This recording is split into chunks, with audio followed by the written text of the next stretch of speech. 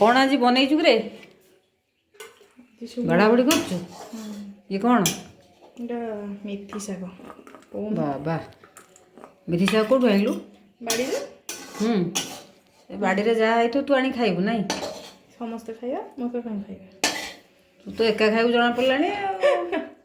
ବଢ଼ିଆ ଦେଖାଯାଉଛି ତ ମେଥି ଶାଗ। ଇଲୋ ବୋପା, ଇଏ କ'ଣ? ପିତା ଶାଗ ବରା।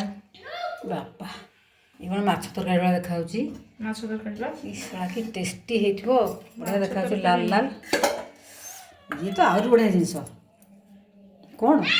ଦହି ପଡ଼ିଲା। ଓହ, ଆଜି ଡାଲି ଖାଲି ଡାଲି କ'ଣ ଦରକାର? ଏଇ ତ ଭାତ ପୁରା ମାନେ ଜମିବ ଆଉ।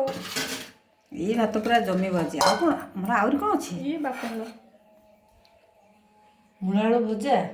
ଆରେ ବା, ଆଜି ପୁରା ଏକଦମ ଟେଷ୍ଟି ଖାଇବା ବନେଇବା।